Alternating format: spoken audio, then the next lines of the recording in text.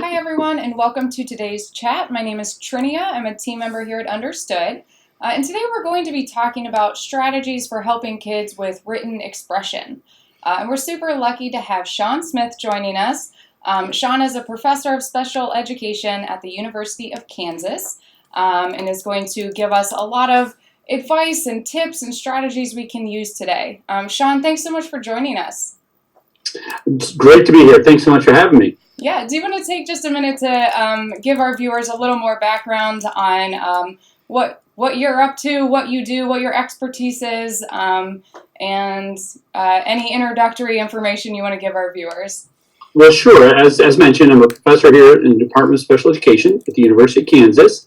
And I've been fortunate to work in this area, in the area of literacy, particularly in the area of writing, for the last several years, particularly through the area of technology or innovation. And so what I'll be visiting a little bit about, we'll be talking about not only writing, but also how technology or digital resources can really have an impact on the individuals that we work with, struggling learners, those with disabilities, as well as typically developing individuals.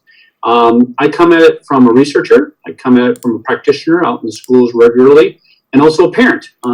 We have 4 children, and 2 of them have disabilities. One has Down syndrome, and the other is very much that 1 in 5 in respect to attention. He's that one that if his head wasn't tied on, he'd probably lose it. So I'll probably reference him a few times in terms of how some of these writing things can challenge us. So. Absolutely. It's great that you have those different perspectives to bring to this conversation. That's really helpful. So for our viewers out there, I just want to let you know if you have a question for Sean, you can go ahead and type it in the chat box, and we're going to get to as many questions as we can today. It's usually helpful if you can give us some information like your child's age or grade level, so we can give a more targeted response. But while we're waiting for questions to come in, Sean, we're going to get started with some general overview questions that can really get this conversation going. So can we start by talking about what exactly do we mean by written expression, and what are some of the skills that kids need in order to do this skill of written expression? That's a good question, and there's so many different ways to go about thinking about written expression, and I'll go a little bit more the traditional route. When we think about writing, we tend to think about the traits of writing, and so we think of ideas and idea generation. We think of ways to organize those ideas. We think of the voice we need to have in respect to communicating that, word choice, vocabulary, particularly when it comes to more discipline-specific writing content like social studies or science, and we're conveying meaning. The fluency in terms of writing, and then overall use of conventions. Oftentimes when we think of writing in schools, it's oftentimes being asked to demonstrate what we know. And that is, so I'm in the context of a language arts class, but it could be a social studies report, it could be a science report, even math in terms of some of the language I'm being asked to do there. Oftentimes it's demonstrating what I know, so that's another aspect of written expression. But the 6 traits probably are the ways oftentimes we think of it upper elementary through middle school. Excuse me, if that helps. Mm-hmm. And can you talk a little bit about the difficulties that parents might see their kids having with writing? Wow, and that's an excellent question. There's just so many different things. The first thing we need to realize and remember, and oftentimes we need to remind our educators of this as well, and that is if I have a reading challenge, I'm most likely, if not always, going to have a writing challenge. It's part of that literacy family, and if I'm challenged with my comprehension, my challenge with my vocabulary, challenged with what I've been able to understand from a reading perspective, it will be reflected in my writing. And so where am I going to see it in terms of some of those challenges? I'm going to see it everything from brainstorming ideas. I may not have the ideas to brainstorm. It'll come in terms of organization. It'll come in terms of the vocabulary I use or don't use in my writing. It will come in the quantity of writing, back to my language and my limitation in language. Why would it not impact the quantity? It will come in terms of working memory and things of that nature in terms of what I'm retrieving and making connections to. It will come potentially with some of the rules I have not learned because of my challenges in processing. So therefore, some of the conventions I'm being asked to, the mechanics of writing, all those attributes. The fluency of writing in terms of I'm being asked to write within a specific period of time. Think of all the things I've just shared that will be challenges to me getting the words down on paper, therefore the fluency. And then overall, in my drafting, in my editing, in my connections there, oftentimes just because it's digital won't offer the solution, because spelling and other components there that I will be challenged with, back to my reading challenges, will be also demonstrated in my writing. So a laundry list of things. And I'm not saying all those things, but those are all definitely elements. And of course, voice, I didn't even mention voice. Oftentimes I'm not thinking of the individual I'm writing for or the voice I'm supposed to be taking. That's another aspect to be able to internalize. That will be a challenge for a lot of our learners. Mm-hmm. Yeah, that's really helpful. The writing process is so complex. There's a lot of different parts that go into this, and we have to figure out which part our kid is struggling with so that we can really hone in on that and help them develop skills and strategies they can use there. And you kind of touched on this, that like the reading piece is so important, and there's it depends on where the kid is struggling, but I'm wondering, in terms of kids who learn and think differently, why are they struggling with the writing, and are there specific challenges that parents should be looking for in terms of like why they're having this gap between them and what's expected of them in the classroom? Well, I think a little bit about what we talked about earlier, and that is that if I'm not getting, we're going to see it as a parent, is that potentially one area is that lack of understanding the material we're supposed to write about, which will go back to our challenges in reading. So that's a specific area. For the individuals that are poor in terms of idea generation, we're going to see it not only in their brainstorming, but connecting the ideas. And so for those that are able to get some of their ideas down on paper, one of the things we'll see is a disconnection. It may be the fact that ideas, there's several ideas and there's a gap. Wait, what happened here? They're not seeing that connection. They're not able to do that organization. Or it may be the fact that, that idea that should have been maybe, let's say we're writing a couple paragraphs, that idea should have been the first one, but instead it's kind of down in the third one. That would be respective or reflective of the lack of organization. Poor word choice may very well also complicate things in terms of lack of conveying what they actually know, because of the inability to select the right words, not only content, vocabulary, but also just some common words that we'd often use that maybe we're limited with because of our literacy challenges. I feel I'm kind of reflecting back to that the second question, and I'm not sure if I'm connecting as well with this one. I feel I'm being repetitive. I hope I'm not. No, I think there's a lot of overlap in the questions, so that makes sense. We're getting a lot of questions from parents already. Before we jump into those questions, I wonder if you have some general strategies or advice for parents of what typically helps for kids when they're struggling with written expression. Great question. And so, first of all, folks, we need to be strategic. Oftentimes, the individuals we're talking about here, they need support, strategic support. They need explicit instruction, and they need support in respect to a strategy or a series of strategies that they can then become empowered as learners. Probably one of the most important and most popular, and probably one that has the most evidence for the learners we're talking about, is the self-regulated strategy development. Self-regulated strategy development, the SRSD.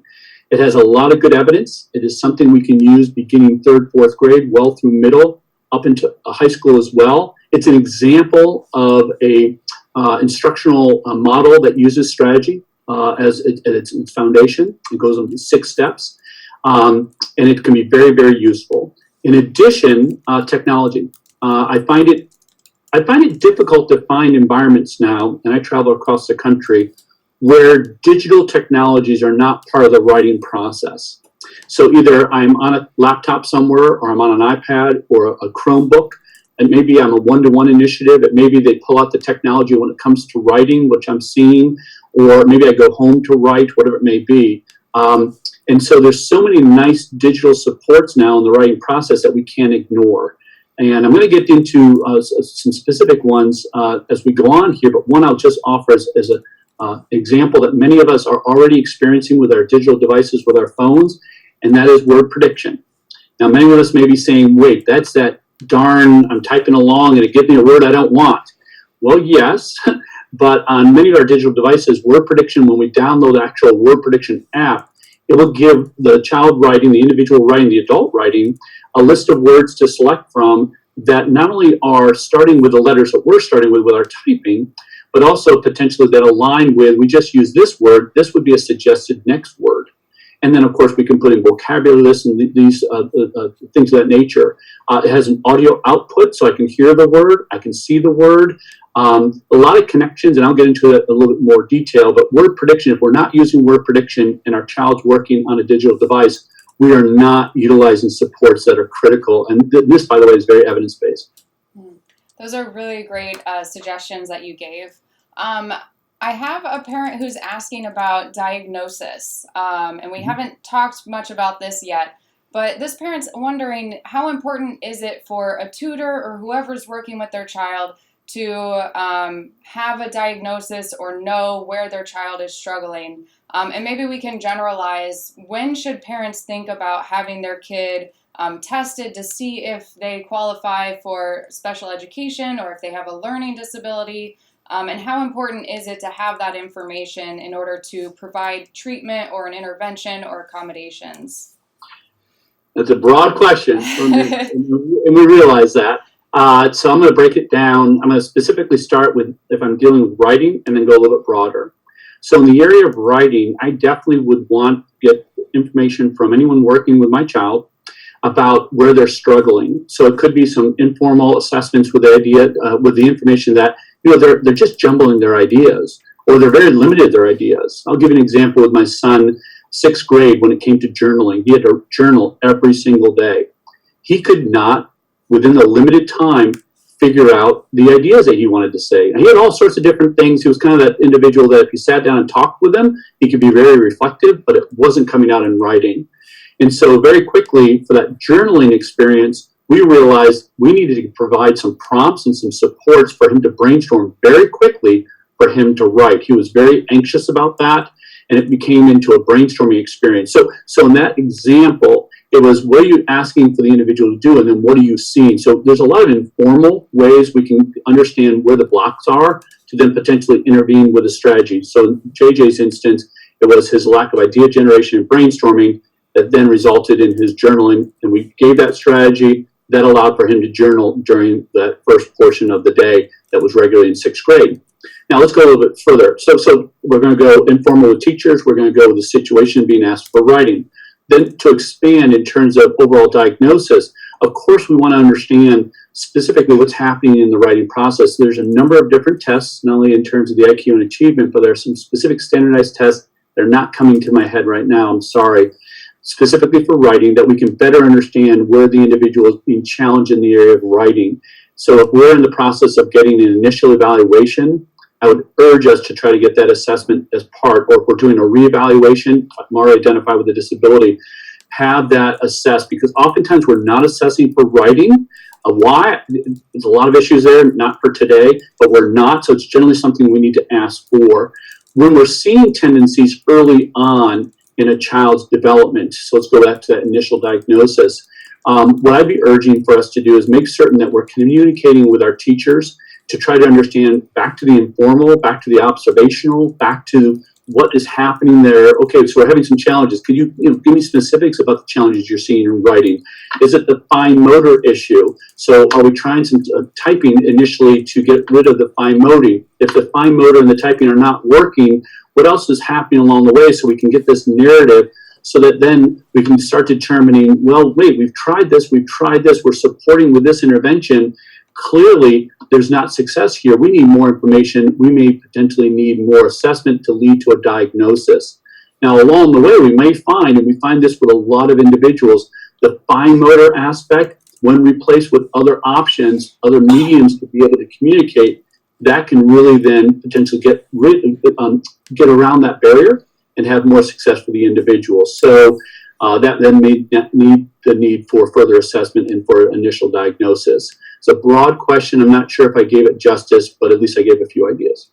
No, I think that's great. It sounds like it's really important for parents and teachers to have information about where the child is struggling, whether that comes from an informal assessment in the classroom or if it's from this formal diagnosis perspective of we're going through an evaluation to see if the child has a learning disability.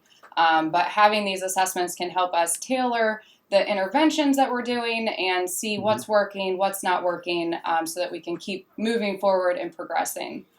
And as a parent, I'd urge us to make sure that the communication between the educators, the professionals working with my child, and home do that as regularly as possible, so you yourself can start determining, oh my gosh, problem solving, what's going on, what's not going on, so it doesn't go from there's a problem to, oh wait, we need a diagnosis. A lot of things that can happen in between with good communication and problem solving. Absolutely. That's a great point.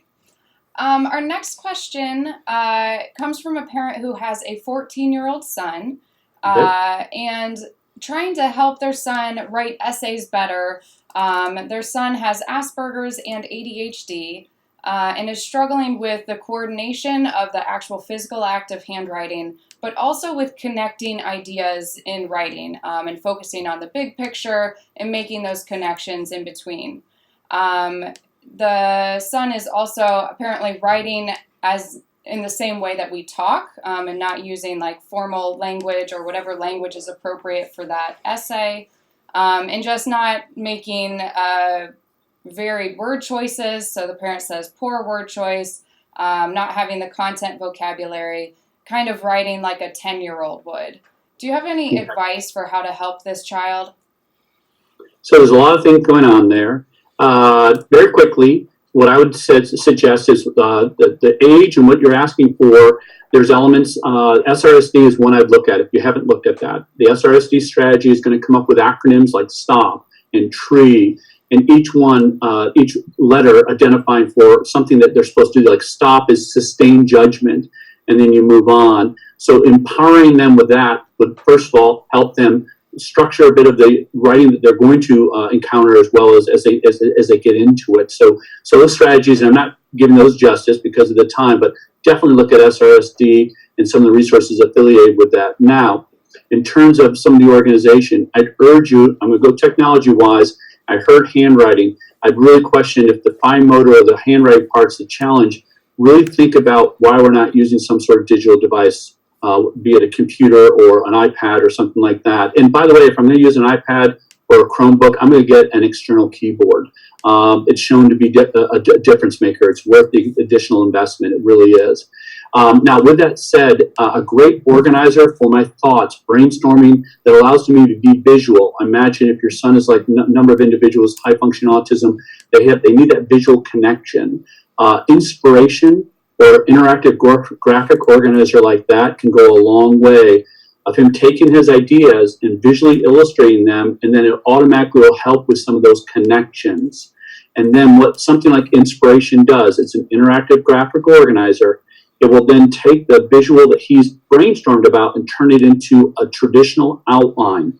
That will be a huge step in some of the gaps you were just mentioning and some of the lack of structure that you're seeing. So I urge you to think about an interactive graphic organizer. The second thing that I think, along with the SRSD, back to the word prediction, and thank you for asking because this is a good example. Co-Writer Universal is one of many word prediction applications. Co-Writer Universal, one of many. What they do, though, is they allow you to create a vocabulary list. And so then you install the vocabulary list simply is there. He doesn't even know it's there. But let's say he's writing about photosynthesis. So he starts typing in words.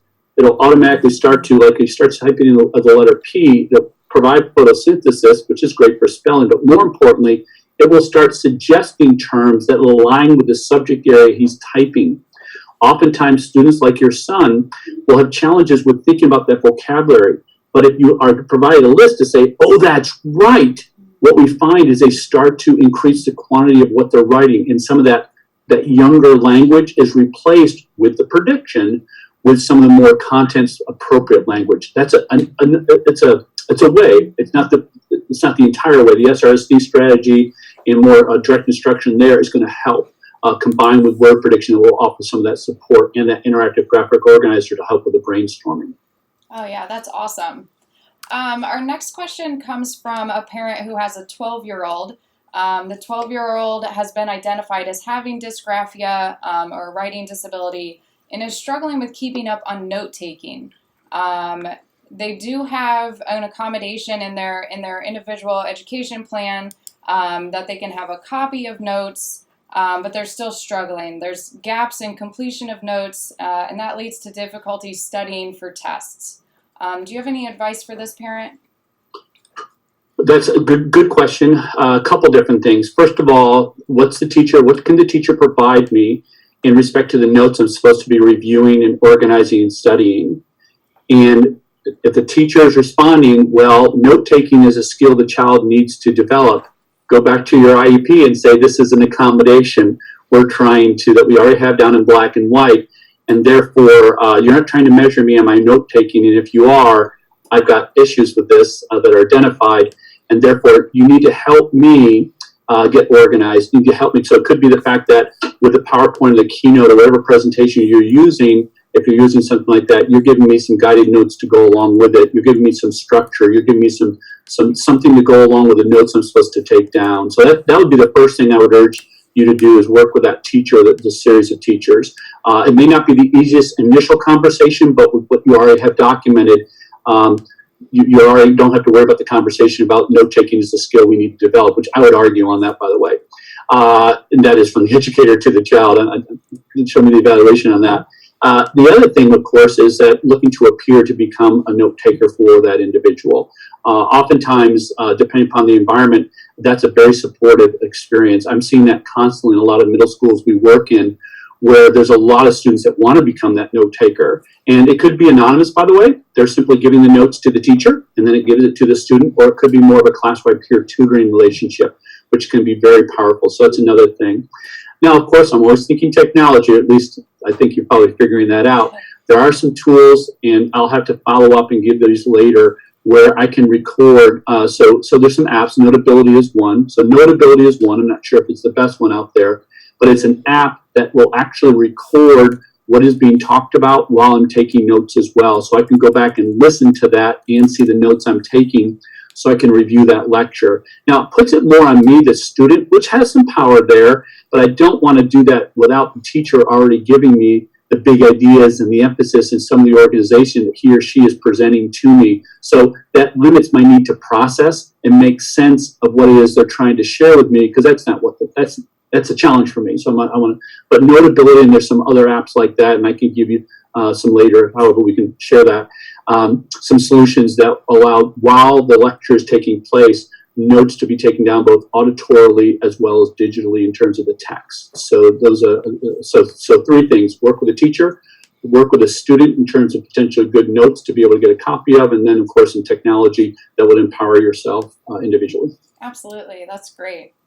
Our next question, this parent has a 9-year-old, a third grader, who has ADHD, above average reading and reading comprehension, but is struggling with putting things on paper. So even getting starting on the writing process is really hard, and this parent is looking for ways to help him with the writing process and getting started with putting things on paper. Right. So I'm going to go back to the SRSD as one, but sentence starters help in terms of that there are certain things that they're being asked to write, especially in third, fourth grade.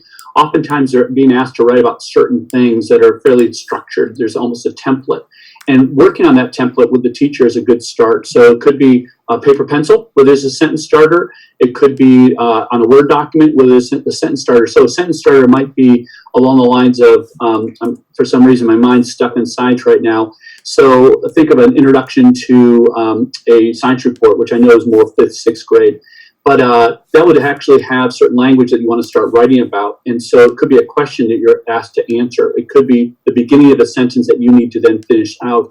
Oftentimes that's, especially for someone that has good literacy skills and reading that you're mentioning, oftentimes that's what they need. They need that little bit of a structure, organization. The other thing is potentially a bit of a structured template for an outline. So it could be, again, besides a sentence starter, it could be, we're asking you to write in this manner. So we're giving you some ideas and also some areas to begin to write out what you know. Again, structure, getting you thought process, things of that nature. Back to the technology, if I can say it, and versus, I'm having difficulty conveying it in writing, increasingly we have more speech to text options. And so if your child has it, but is having difficulty kind of getting it out there, Everything from Google Docs has a tool where you can do speech to text, drag and dictate, and drag and actually speaking. Read Write, which is a text help company, they all have a speech to text that might be able to at least begin to generate some ideas they have that some reason they're not getting on the paper. Once they're on the paper, then they can start to organize. They can start to restructure because the ideas are there. And then, of course, I'm sorry, I'm going to go back to my old one, word prediction, because again, word prediction there is I get one word down, it's going to suggest another word, another word, another word. And something I didn't emphasize, it will learn your writing. And so if I'm writing along and I'm using it regularly, it will start to understand, oh, okay, this is what you're being asked to do. And it will use an algorithm to start suggesting word lists. And that will get the quantity of writing down. Maybe not the quality, but that's what your child may need at third grade, getting the quantity down, and then they can start reinforcing the quality. So those are some suggestions I'd offer.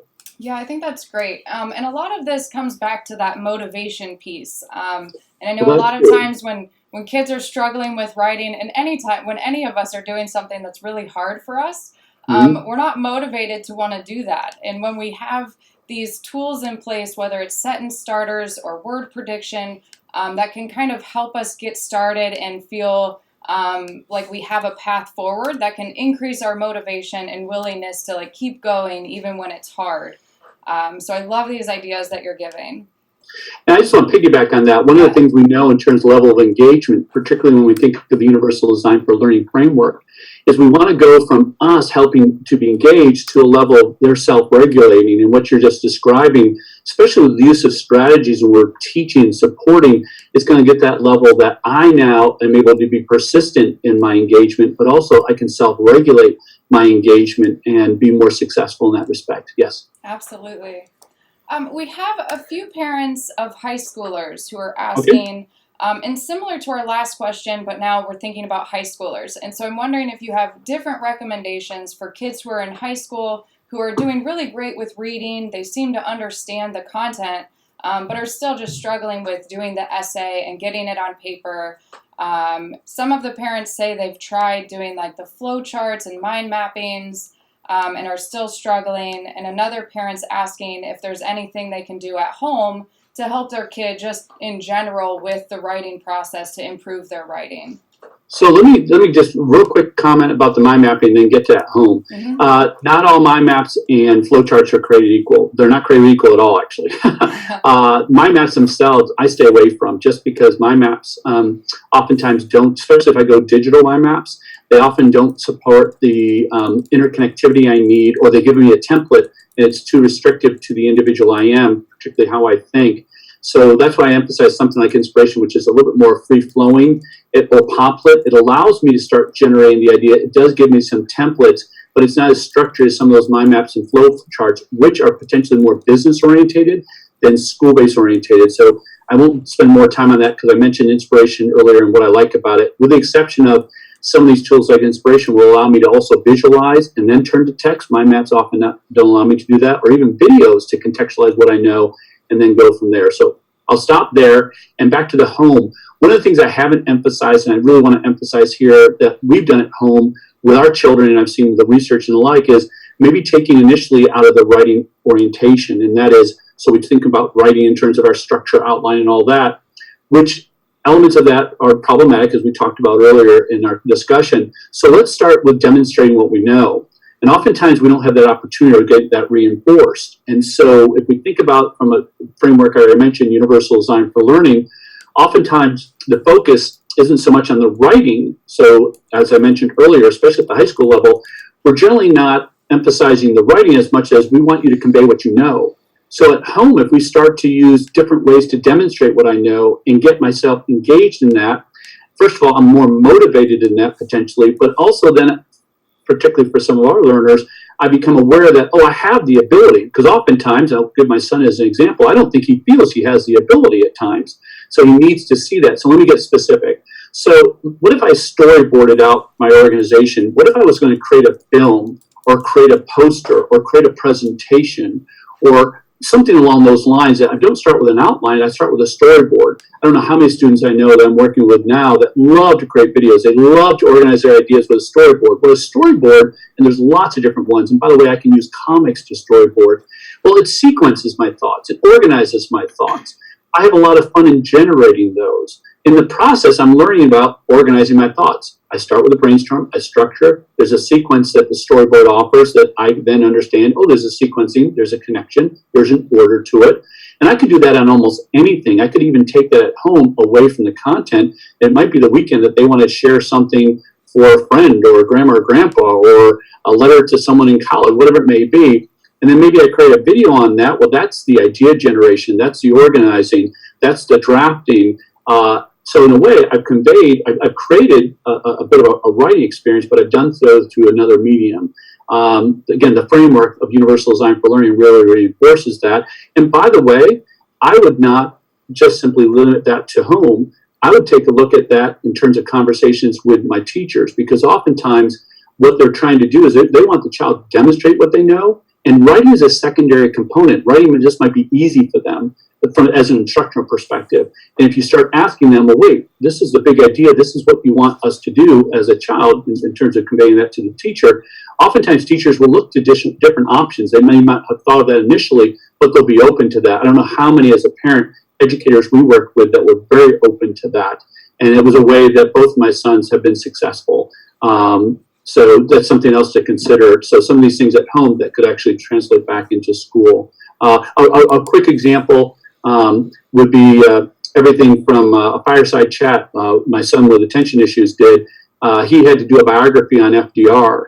Well, he did an overview, but he didn't do a full essay. Instead, he actually created a fireside chat next to the fireplace in our house of FDR. It was great quantity, great vocabulary, but he storyboarded out the whole thing. He and a buddy shot it. It was all about the video, they edited it and all that, and they shared that in demonstration of knowledge versus an essay. That's so cool. We are getting close on time, but I do want to squeeze in a couple more questions. Sure. We have a question from Gloria, who has a 15-year-old who has Asperger's, can read at a high level, but not write what's in her brain, is what she says. So letter formation is fine, but she can't write what she hears and reads. But the teaching staff don't seem to understand. They don't understand that writing letters is not the same as expressive writing. She has trouble comprehending verbal instruction too. She goes to a school for autism, but they do not acknowledge or address her writing and comprehension difficulties. And Gloria is feeling like they're invalidating her struggles. And maybe to generalize, what can parents do, what can families do if the teachers don't seem to be acknowledging that the writing is an issue and something that we need to be working on? Yeah, it's a good question. That's a tricky one. I think that, I'm going to start with the communication aspect and then take it over to writing. I think the first thing that we need to be, and most of us already are, is very engaged in our child's learning. And I'm taking this outside of writing for a moment. I kid about the fact that I've got a great full-time job. I'm employed by the University of Kansas, but I've got an awesome part-time job. The pay stinks, but the outcomes, the benefits are great. And that is, supporting my children and working with my children in the schools. Mm-hmm. So in terms of communicating with teachers, oftentimes it's meeting with them somewhat regularly.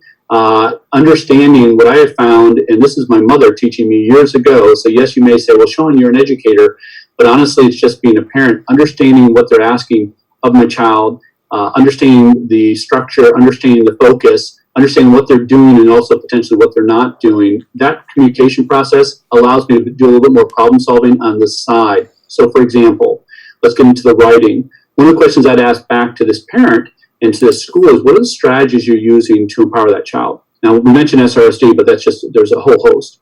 And if the response back is, well, we're not teaching, writing strategies. And by the way, we're not. That's an underutilized area. If you're assuming we're explicitly teaching students how to write, that's an incorrect assumption. We know that from the previous No Child Left Behind initiatives that did not emphasize writing, and even with the Common Core initiatives over the last several years, teachers are ill-equipped to teach writing. We're finding that nationally. A lot of work I'm doing here regionally is emphasizing that. They may come with one idea that they teach students about writing strategies, and that's it. So that's something I would urge you to really understand. What is it that you're explicitly doing to teach that child how to write? And if they're not, then that's a conversation based on my earlier comment. Now we're communicating, we're interacting, we're finding out there's no strategic writing. Instead, you're simply saying, now write, please. And this is what we're expecting of writing, and maybe we're giving you some time to write, but we haven't taught you how to write. We're not breaking that down. That's where then I would intervene. So let's break it down. Let's understand, and we know what the challenges are. We know what the needs are. That would be probably the most specific thing I would do, because oftentimes I'm finding we're not using very specific strategies to teach writing. I'd be happy to follow up. My email is going to be put out there, so in some of these questions it might require a little bit more time, but that would probably be my first response to that, because I have found, and for those of you saying, that's a fairly simple response, I've worked with countless English language arts teachers in the Midwest area across almost 10 states. I'm amazed, but I'm being reinforced, the number of teachers in language arts that don't teach writing. And they say they don't have time to teach writing. It's all about reading. And that's still today in 2019. So I'd be surprised in most environments if you're really getting a lot of strategic instruction in writing. So therefore, that's a good place to start. Yeah. And for parents who maybe are looking for more information about how to have these conversations with teachers and with the schools, there's lots of content on Understood that you can search for. Say, yeah. Understood.org. That's where we begin and end. And also, and I know we had a lot of questions that came in today that hopefully lots of the questions had overlap. So hopefully if you're out there, you were still able to get some advice and strategies that can help your child. But if you do still have questions, you can join our community where you can ask other parents these questions and get advice from parents. And we oftentimes have experts like Sean jump in and answer questions as well. So if you're still sitting there with a question, visit our community at u.org/community, and then you can get that conversation started. Sean, do you want to leave our our viewers with any last words of advice? Sure. So better repeat, but I want to emphasize, in this digital world that we live in, and the fact that your child is often writing on some sort of technology, I'd urge you to, as we've talked about, think of some of the struggles, think of where they're being challenged. And there's increasingly technology supports out there for free or for limited pay that will really alter the writing experience, unlike anything in the past. We've emphasized a few things, let me emphasize a few more. Speech to text to take the type of writing out of it initially, word prediction to help the fluency and help with word choice, things like Grammarly that help us with grammar and things of that nature. Writing out loud, I can actually hear the writing that I've actually typed out.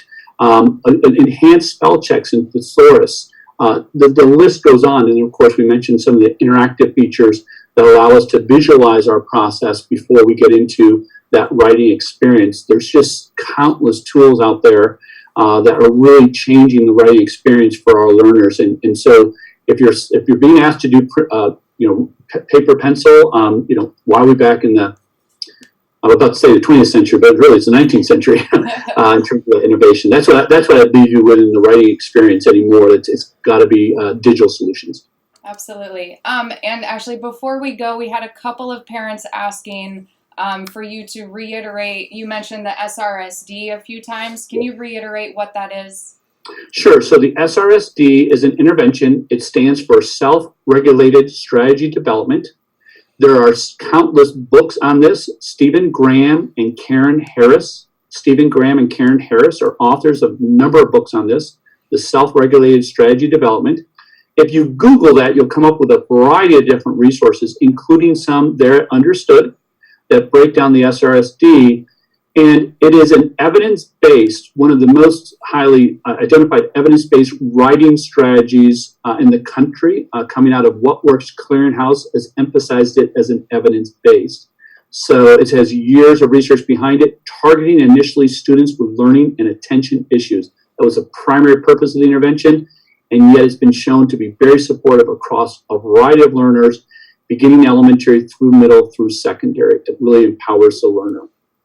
Great. Thank you so much. We are out of time, but thank you for all of this advice you gave today. Our viewers out there, if you missed part of this or you want to rewatch some of it, It will be uploaded on our site later today. It's already on YouTube if you want to go back and watch it. But you can find all of our archived chats at u.org/calendar. You can also follow us on YouTube to make sure that you have updates every time we post new videos and have more expert chats just like this one. Sean, thanks so much for joining us today. Thanks for having me, folks. Hope it was helpful. All right. And everyone out there, have a great day.